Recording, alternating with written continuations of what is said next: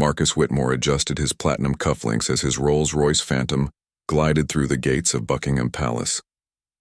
The billionaire tech mogul had built his empire from nothing, turning a small software company into a global powerhouse worth $47 billion. At 52, he possessed everything money could buy, yet something had always eluded him: respect from those who considered themselves above commerce.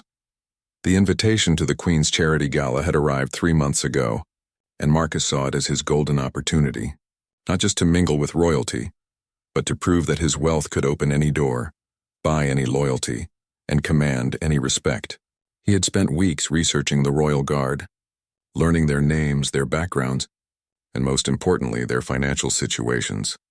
Captain James Rothwell stood at attention near the palace entrance, his red uniform immaculate, his bearing proud.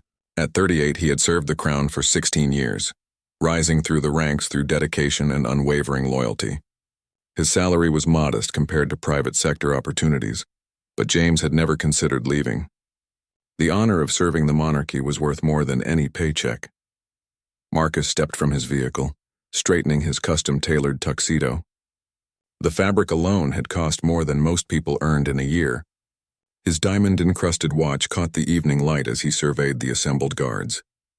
These men represented everything he had never been able to purchase: hereditary honor, institutional respect, and unquestioned authority. The charity event was already in full swing when Marcus entered the ballroom. Dukes and duchesses mingled with ambassadors and industrialists, their conversations a careful dance of diplomacy and social positioning. Marcus moved through the crowd with practiced ease, his reputation preceding him. People knew his name, his wealth, his power, but he sensed something different in their acknowledgement tonight.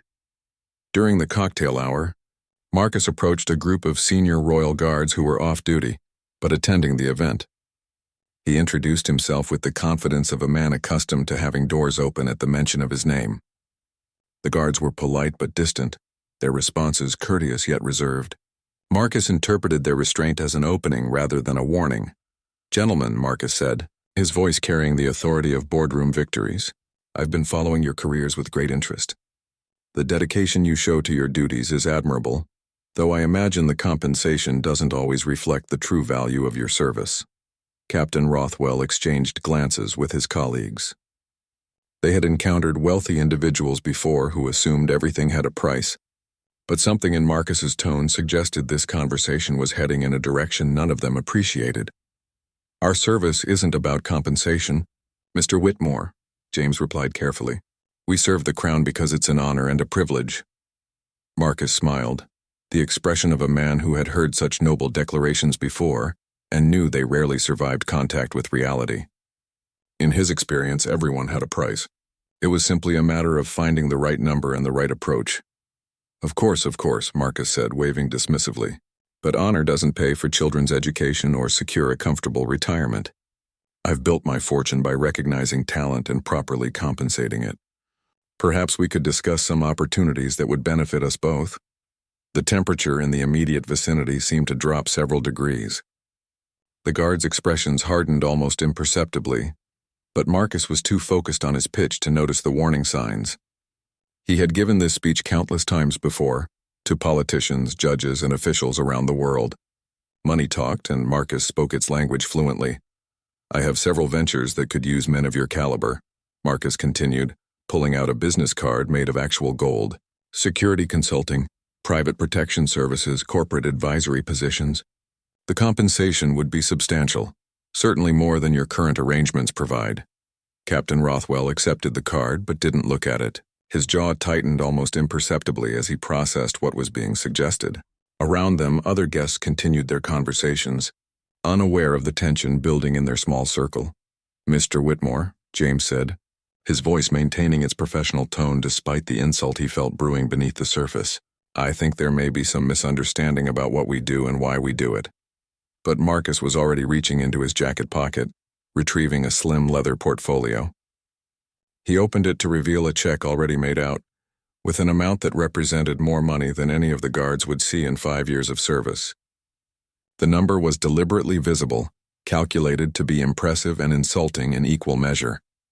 "This is just a signing bonus," Marcus said, his confidence growing with each word. A demonstration of good faith. I know how these things work. Everyone says they can't be bought until the right offer comes along. I'm simply cutting through the preliminary negotiations. The other guests began to notice the conversation, though they couldn't hear the specific words being exchanged. Several members of the royal family glanced in their direction, sensing a disturbance in the evening's carefully orchestrated atmosphere.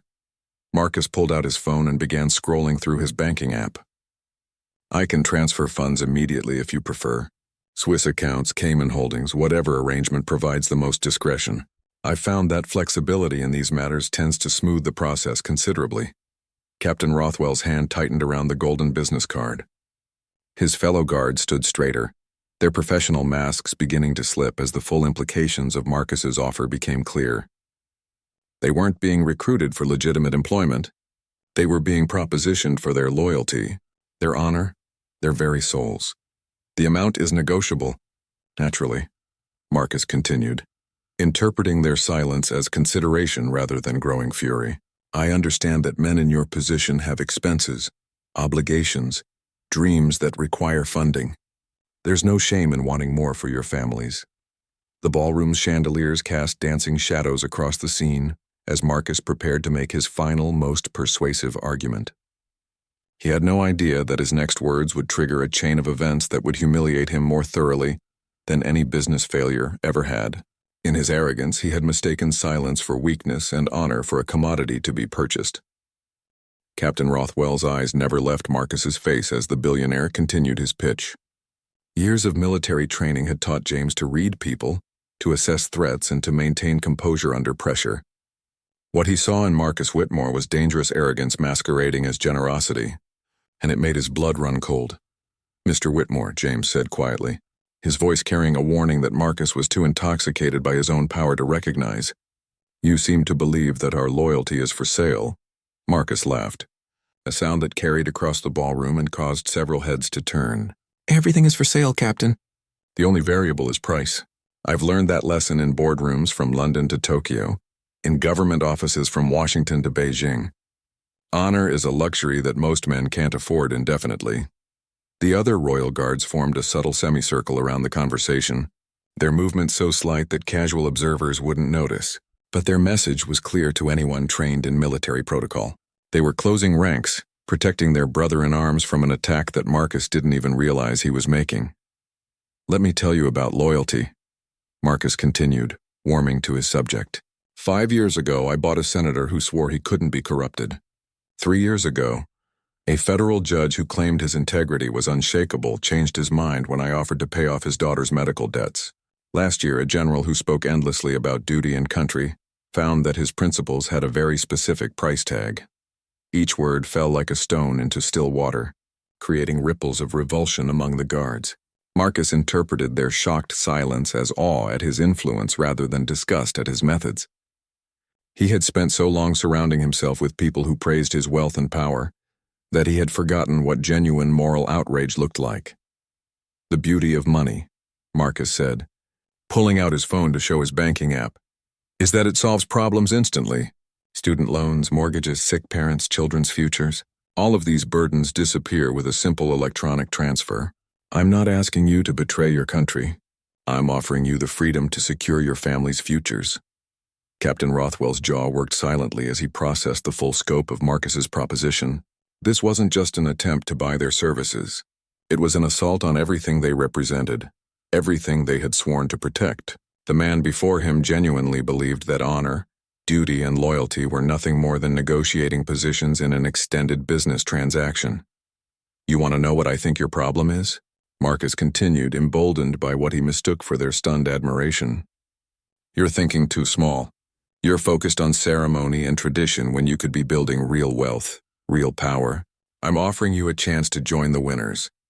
The ballroom around them continued its elegant dance, but the space immediately surrounding their group had developed an electric tension that was beginning to attract attention from more perceptive guests.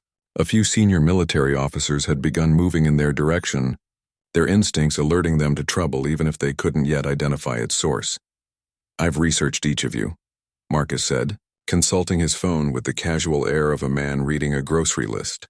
"Captain Rothwell, You've been passed over for promotion twice because you refuse to play political games. Sergeant Morrison, your daughter needs specialized medical treatment that your insurance barely covers.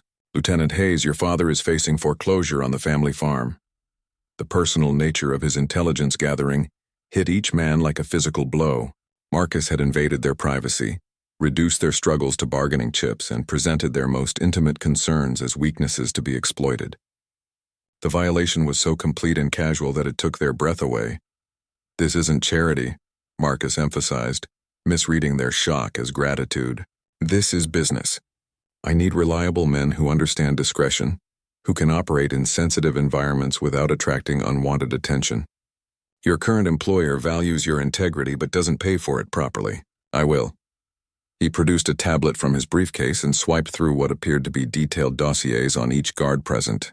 Photos of their families, financial records, personal histories, all compiled with the thoroughness of a professional intelligence operation. Marcus had spent considerable resources learning everything there was to know about these men, assuming that knowledge would give him leverage. Information is power. Gentlemen, Marcus said, his voice dropping to a conspiratorial whisper, and power properly applied can solve any problem. I know about Lieutenant Hayes's gambling debts from his university days, about Sergeant Morrison's wife's prescription drug costs, about Captain Rothwell's brother's business troubles in Manchester. Each revelation was delivered with the precision of a surgeon's scalpel, designed to demonstrate Marcus's reach and resources, while simultaneously offering solutions. He had perfected this approach over decades of corporate warfare, using personal vulnerabilities to secure business advantages. It had never failed him before. The beauty of our arrangement, Marcus continued, is that everyone wins. You get financial security, I get access to reliable intelligence about royal activities, and your families get the futures they deserve. It's simply good business. Captain Rothwell finally spoke, his voice so quiet that Marcus had to lean in to hear him. You want us to spy on the royal family? I want you to be practical, Marcus corrected. Information about royal schedules, private conversations, personal preferences. Nothing treasonous. Nothing that would compromise national security. Just the kind of insights that help a man like me navigate social and business opportunities more effectively. The full scope of Marcus's proposal finally crystallized in the minds of the assembled guards. This wasn't just corruption. It was betrayal of the most fundamental kind. He was asking them to violate their sacred trust, to turn their access into profit, to transform their honor into his advantage.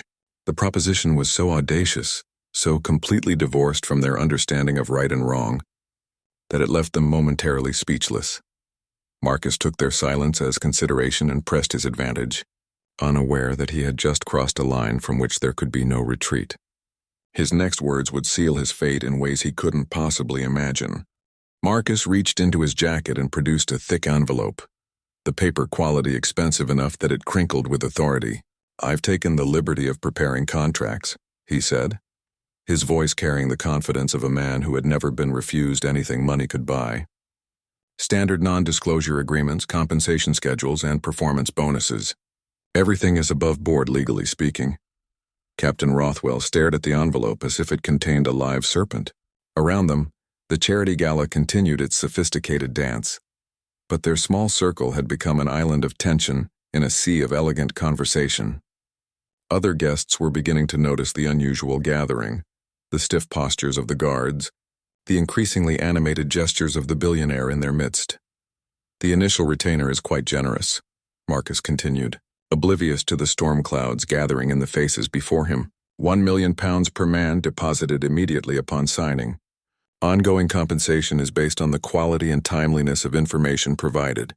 I've structured it as consulting fees to avoid any tax complications. He opened the envelope and fanned out the contracts like a poker player, revealing a winning hand. The documents were professionally prepared, complete with corporate letterheads and legal terminology designed to make treachery sound like legitimate business. Marcus had clearly invested considerable time and resources into this moment, believing that preparation and presentation would overcome any moral objections. The beauty of modern finance, Marcus explained, warming to his favorite subject, is that money can flow through so many channels that its ultimate source becomes untraceable. Consulting fees, speaking engagements, investment opportunities. By the time anyone thought to investigate, which they won't, the paperwork would show perfectly legitimate business relationships. Sergeant Morrison found his voice first. "You're asking us to commit treason?" Marcus waved dismissively. "Treason is such an outdated concept. We're talking about information sharing between allies. I'm a British citizen, born in Manchester, educated at Oxford. My companies employ thousands of British workers and pay millions in taxes. How could sharing information with me be treasonous?" The semantic gymnastics were breathtaking in their audacity. Marcus had spent years perfecting the art of reframing corruption as cooperation, of presenting betrayal as business opportunity.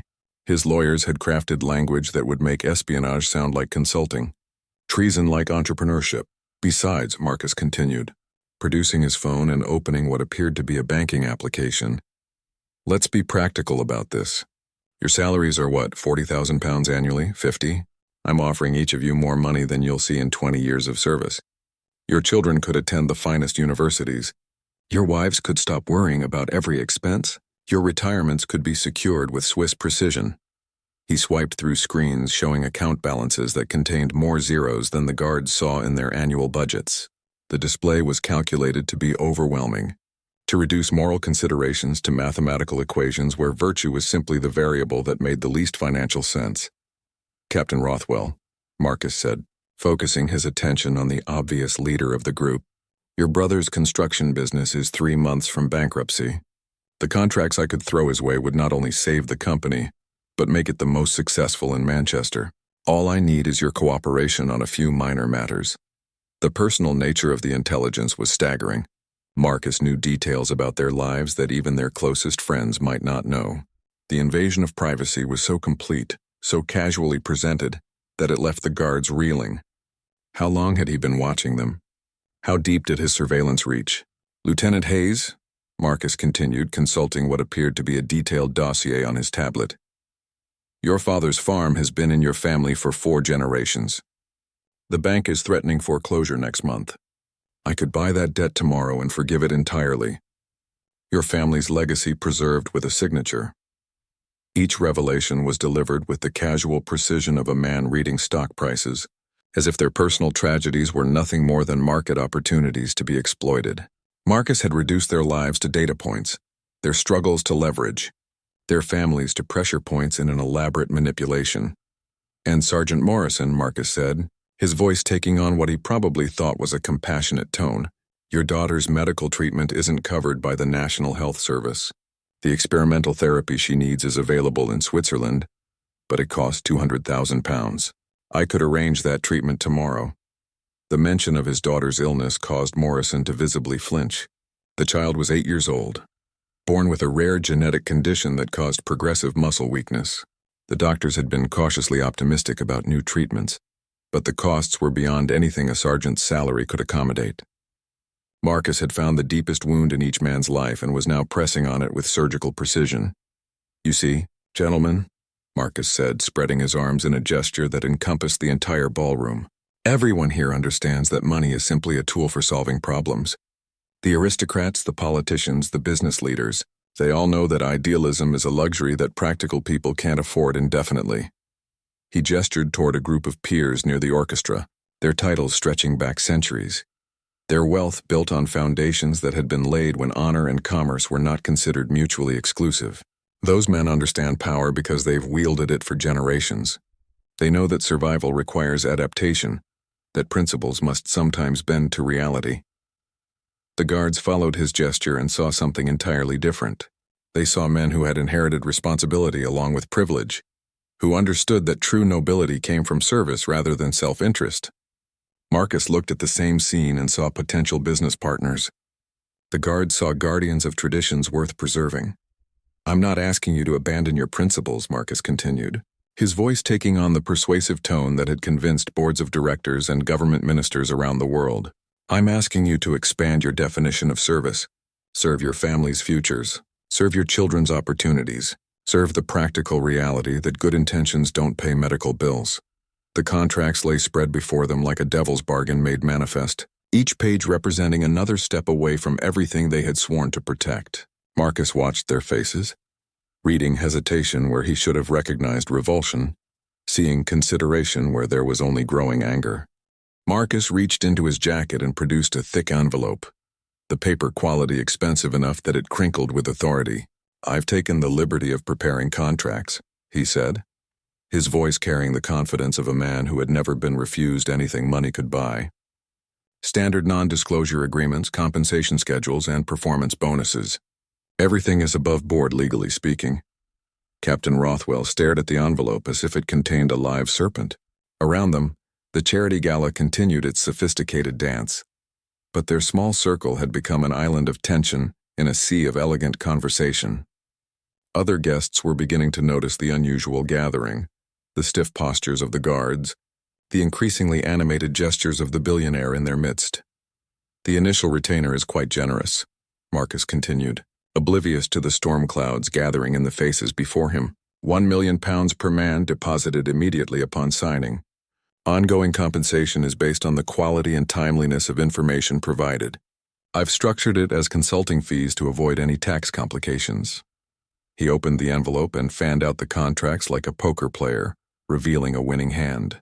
The documents were professionally prepared, complete with corporate letterheads and legal terminology designed to make treachery sound like legitimate business. Marcus had clearly invested considerable time and resources into this moment, believing that preparation and presentation would overcome any moral objections. "The beauty of modern finance," Marcus explained, warming to his favorite subject, "is that money can flow through so many channels that its ultimate source becomes untraceable. Consulting fees, speaking engagements, investment opportunities. By the time anyone thought to investigate, which they won't, the paperwork would show perfectly legitimate business relationships." Sergeant Morrison found his voice first. "You're asking us to commit treason?" Marcus waved dismissively. "Treason is such an outdated concept. We're talking about information sharing between allies. I'm a British citizen, born in Manchester, educated at Oxford. My companies employ thousands of British workers and pay millions in taxes. How could sharing information with me be treasonous?" The semantic gymnastics were breathtaking in their audacity. Marcus had spent years perfecting the art of reframing corruption as cooperation, of presenting betrayal as business opportunity. His lawyers had crafted language that would make espionage sound like consulting, treason like entrepreneurship. "Besides," Marcus continued, producing his phone and opening what appeared to be a banking application, "let's be practical about this. Your salaries are what, £40,000 annually? 50? I'm offering each of you more money than you'll see in 20 years of service. Your children could attend the finest universities. Your wives could stop worrying about every expense. Your retirements could be secured with Swiss precision." He swiped through screens showing account balances that contained more zeros than the guards saw in their annual budgets. The display was calculated to be overwhelming, to reduce moral considerations to mathematical equations where virtue was simply the variable that made the least financial sense. "Captain Rothwell," Marcus said, focusing his attention on the obvious leader of the group, "your brother's construction business is 3 months from bankruptcy. The contracts I could throw his way would not only save the company, but make it the most successful in Manchester. All I need is your cooperation on a few minor matters." The personal nature of the intelligence was staggering. Marcus knew details about their lives that even their closest friends might not know. The invasion of privacy was so complete, so casually presented, that it left the guards reeling. How long had he been watching them? How deep did his surveillance reach? "Lieutenant Hayes," Marcus continued, consulting what appeared to be a detailed dossier on his tablet, "your father's farm has been in your family for 4 generations. The bank is threatening foreclosure next month. I could buy that debt tomorrow and forgive it entirely. Your family's legacy preserved with a signature." Each revelation was delivered with the casual precision of a man reading stock prices, as if their personal tragedies were nothing more than market opportunities to be exploited. Marcus had reduced their lives to data points, their struggles to leverage, their families to pressure points in an elaborate manipulation. "And Sergeant Morrison," Marcus said, his voice taking on what he probably thought was a compassionate tone, "your daughter's medical treatment isn't covered by the National Health Service. The experimental therapy she needs is available in Switzerland, but it costs £200,000. I could arrange that treatment tomorrow." The mention of his daughter's illness caused Morrison to visibly flinch. The child was 8 years old. born with a rare genetic condition that caused progressive muscle weakness. The doctors had been cautiously optimistic about new treatments, but the costs were beyond anything a sergeant's salary could accommodate. Marcus had found the deepest wound in each man's life and was now pressing on it with surgical precision. "You see, gentlemen," Marcus said, spreading his arms in a gesture that encompassed the entire ballroom. "Everyone here understands that money is simply a tool for solving problems. The aristocrats, the politicians, the business leaders, they all know that idealism is a luxury that practical people can't afford indefinitely." He gestured toward a group of peers near the orchestra, their titles stretching back centuries. Their wealth built on foundations that had been laid when honor and commerce were not considered mutually exclusive. Those men understand power because they've wielded it for generations. They know that survival requires adaptation, that principles must sometimes bend to reality. The guards followed his gesture and saw something entirely different. They saw men who had inherited responsibility along with privilege, who understood that true nobility came from service rather than self-interest. Marcus looked at the same scene and saw potential business partners. The guards saw guardians of traditions worth preserving. "I'm not asking you to abandon your principles," Marcus continued, his voice taking on the persuasive tone that had convinced boards of directors and government ministers around the world. "I'm asking you to expand your definition of service. Serve your family's futures. Serve your children's opportunities. Serve the practical reality that good intentions don't pay medical bills." The contracts lay spread before them like a devil's bargain made manifest, each page representing another step away from everything they had sworn to protect. Marcus watched their faces, reading hesitation where he should have recognized revulsion, seeing consideration where there was only growing anger. Captain Rothwell's hand slowly moved to the golden business card Marcus had given him earlier. His fingers traced the expensive metal edges while his mind processed the full implications of what had just been proposed. The silence stretched between them like a bridge over an abyss, with Marcus waiting confidently on one side and the guards calculating their response on the other. "Mr. Whitmore," James said finally, his voice carrying a deadly calm that should have warned Marcus to retreat immediately. "Do you know what the punishment is for treason in this country?" Marcus laughed, the sound sharp and dismissive in the elegant atmosphere of the ballroom. "Treason? Captain, you're being melodramatic. This is business, pure and simple. I'm offering consulting contracts, not asking you to sell state secrets to foreign powers. The legal framework is completely legitimate." But something in the captain's tone had finally penetrated Marcus's wall of arrogance. The other guards were no longer standing at casual attention. Their postures had shifted subtly but unmistakably into combat readiness. Years of training had taken over, and they were responding to a threat in the only way they knew how. "You seem to think," Captain Rothwell continued, his voice dropping to barely above a whisper, "that our oaths are nothing more than employment contracts. That our loyalty is a commodity to be bought and sold in whatever market you happen to be operating in today." The golden business card crumpled in James's grip, the expensive metal bending and warping under the pressure of fingers trained in combat techniques. Marcus watched his carefully crafted calling card destroyed with the casual violence of a man who had finally pushed too far. "You researched our families," Sergeant Morrison added, his Scottish accent thickening with anger. "You invaded our privacy, catalogued our struggles, and turned our love for our children into weapons against us. Did you really think we wouldn't see that for the violation it is?" Marcus's confidence began to waver for the first time in the conversation. The guard's anger wasn't the frustrated resistance of men who knew they were beaten. It was the cold fury of warriors who had identified their enemy and were preparing to engage. His research had told him about their financial pressures but had somehow missed the steel in their spines. "Gentlemen, please," Marcus said, his tone shifting from commanding to conciliatory. "There's no need for hostility. I'm simply offering opportunities that could benefit everyone involved. If the terms aren't acceptable, we can negotiate. Everything is negotiable." Lieutenant Hayes stepped forward, his young face set in lines that made him look decades older. "You want to negotiate, sir? Let me offer you a counter-proposal. You take your contracts, your encrypted phones, and your blood money, and you walk away from this conversation. Right now, before this situation becomes something you can't buy your way out of." The threat was delivered with military precision, each word carefully chosen for maximum impact.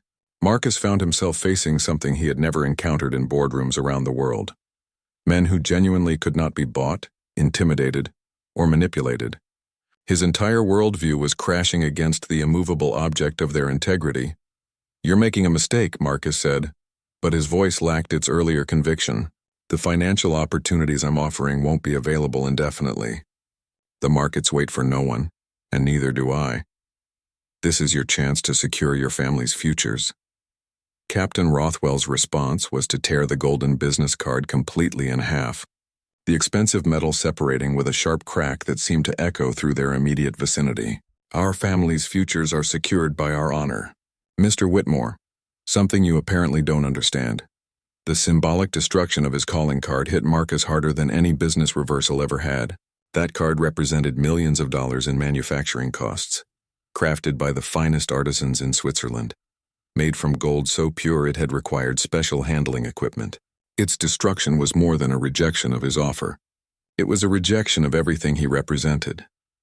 "You're being foolish," Marcus said, his voice rising with frustration and disbelief. "Honor doesn't pay for your daughter's medical treatment, Sergeant Morrison. Integrity won't save your father's farm, Lieutenant Hayes.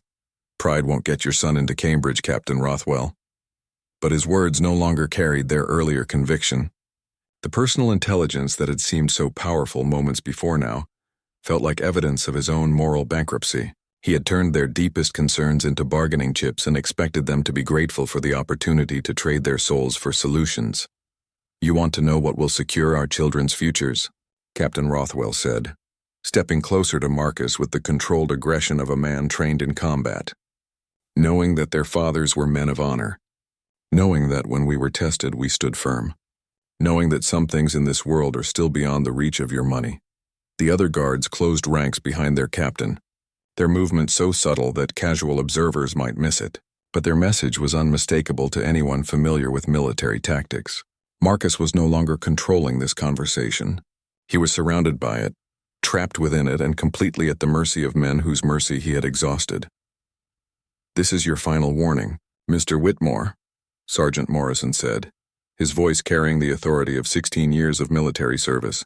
"Walk away from this conversation.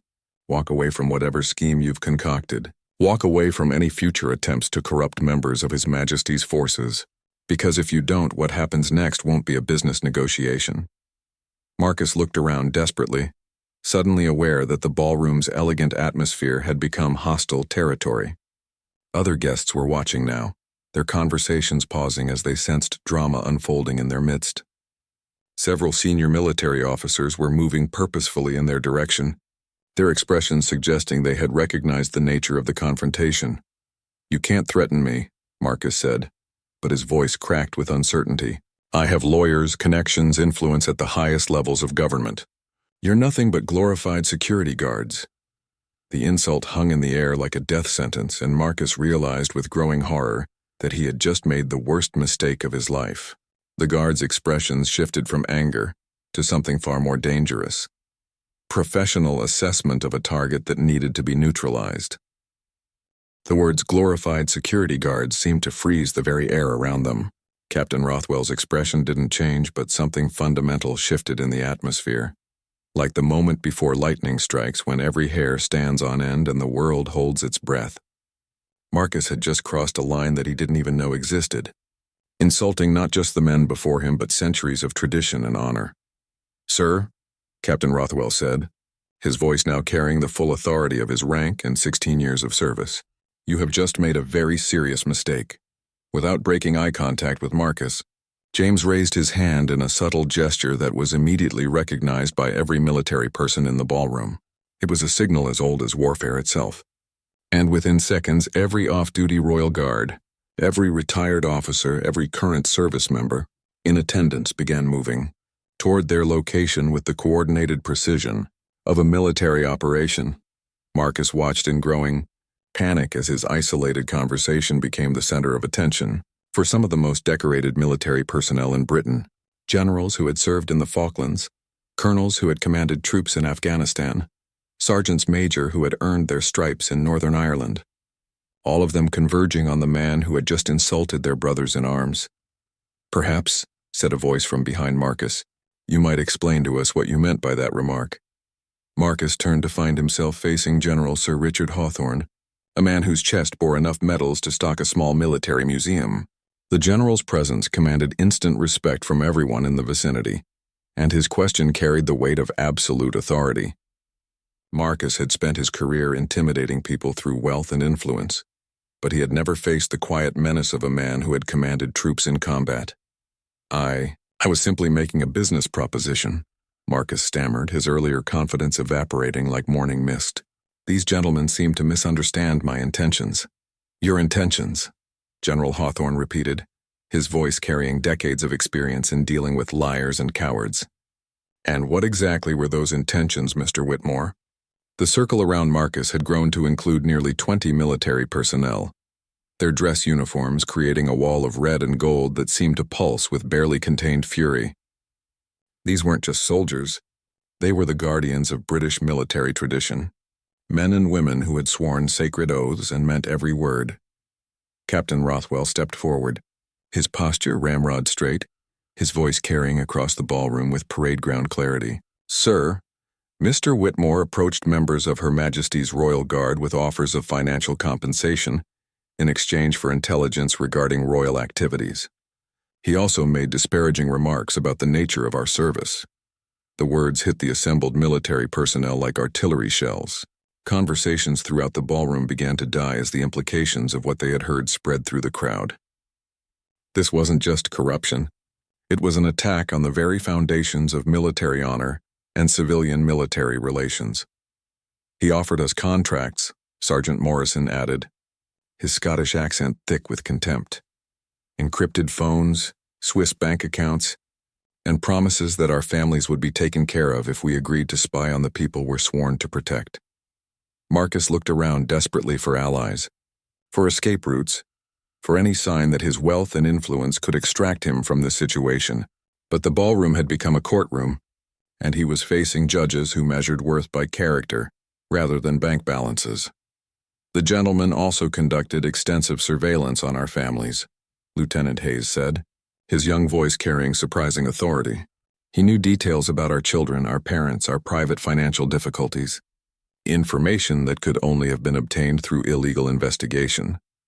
The revelation of surveillance operations against military families sent a new wave of anger through the assembled crowd. These men and women had spent their careers protecting others, and the idea that their own families had been targeted for intelligence gathering was a violation of the unwritten codes that governed civilized society. General Hawthorne's expression had grown progressively darker as each revelation was shared.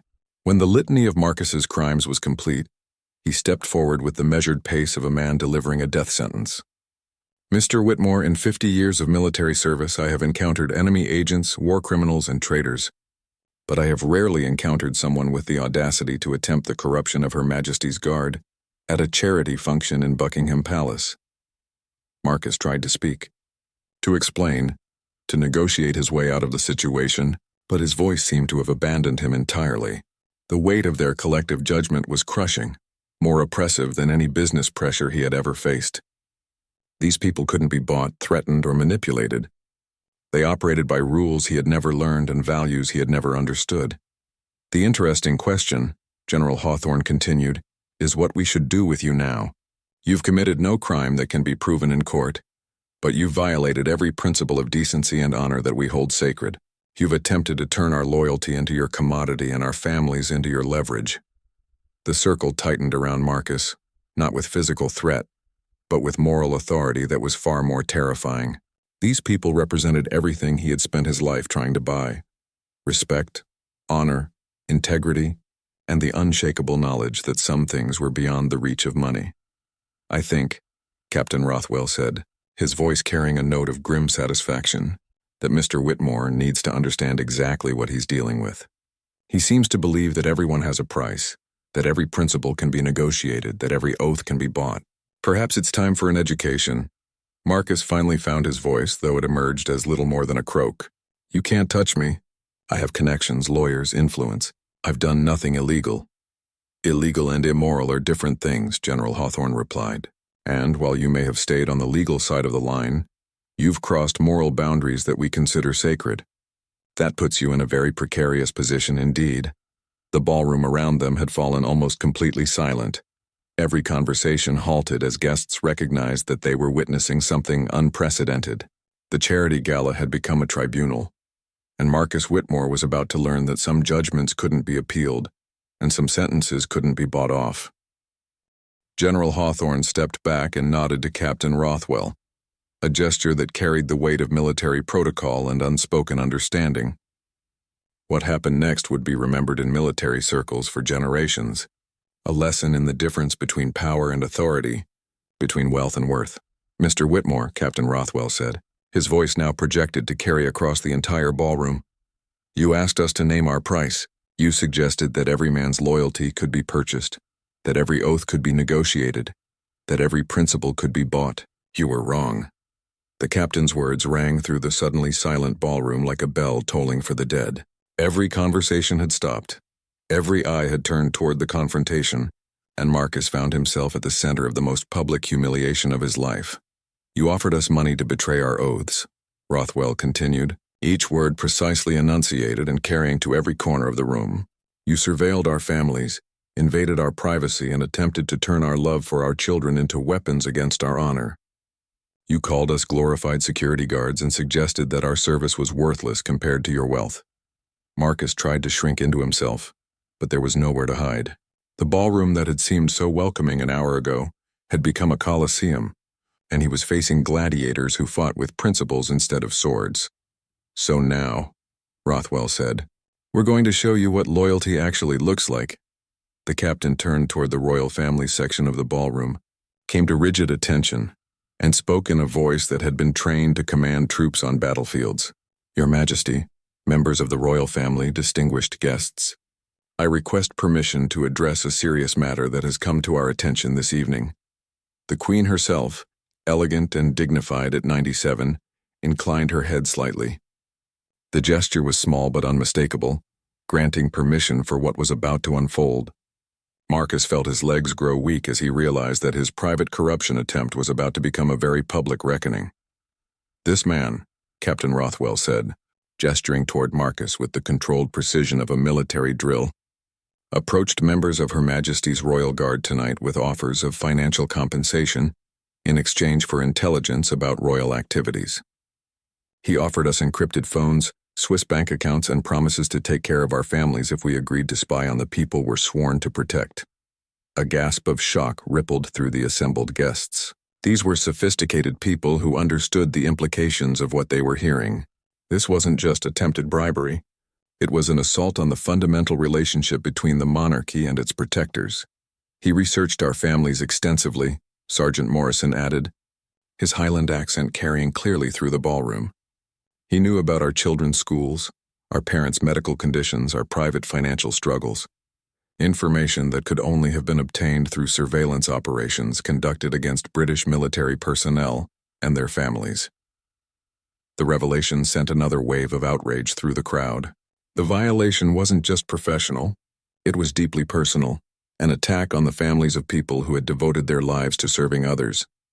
"When we declined his offers," Lieutenant Hayes said, his young voice steady despite the magnitude of the moment, "he insisted that everyone had a price, that our principles were simply negotiating positions, and that our loyalty was a commodity he could purchase like any other business asset." Marcus wanted to deny it, to explain, to somehow mitigate the damage, but his voice had abandoned him completely. The weight of their testimony was crushing, made more devastating by its obvious truthfulness. These men had no reason to lie, no motive for fabrication, and their reputations for integrity were unimpeachable. "Finally," Captain Rothwell said, his voice rising to its crescendo, "when we firmly rejected his proposals, he called us glorified security guards and suggested that our service was worthless compared to his wealth and influence." The insult hit the assembled crowd like a physical blow. Many of the guests were military veterans themselves, or family members of those who had served. They understood exactly what that phrase meant and how deeply it cut. General Hawthorne stepped forward, his medals catching the light from the ballroom's chandeliers. "Mr. Whitmore, you have insulted not just these fine men, but the entire tradition of military service in this realm. You have attempted to corrupt the guardians of our constitutional monarchy, and suggested that their sacred oaths are nothing more than business contracts." Marcus finally found his voice, but it emerged as a pathetic whisper. I never meant— This is all a misunderstanding. No misunderstanding, the general replied firmly. You said exactly what you meant, and you meant exactly what you said. The question now is what consequences you're prepared to face. The silence that followed was deafening. Marcus looked around the ballroom, searching for any sign of sympathy or support, but found only contempt and disgust. These people represented everything he had tried to buy: respectability, honor, acceptance into the highest circles of society. Now they were looking at him the way they might regard something they had stepped in on the street.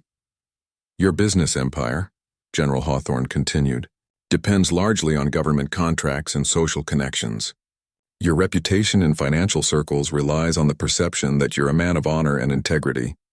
Your acceptance in polite society assumes that you understand and respect the values that hold civilized communities. Together, Marcus felt the blood drain from his face as he began to understand the true scope of what was happening. This wasn't just public embarrassment. It was social and professional execution. These people had the power to destroy everything he had built, not through violence or illegal action, but simply by telling the truth about what he had done. I think, the Queen herself said, her voice carrying across the ballroom with the authority of 7 decades on the throne, that Mr. Whitmore has received sufficient education for one evening. The dismissal was gentle but absolute. Marcus found himself escorted toward the exit not by security guards, but by the collective judgment of everyone present. No one touched him, no one spoke to him, but the message was unmistakable. He was no longer welcome among decent people. As Marcus stumbled toward the ballroom doors, he caught sight of his reflection in the polished marble walls. The billionaire who had entered the palace that evening confident in his ability to buy anything, was leaving as a man who had discovered there were things in the world that his money could never touch, never corrupt and never possess. His pride hadn't just collapsed, it had been utterly annihilated by men whose wealth was measured in honor, rather than currency.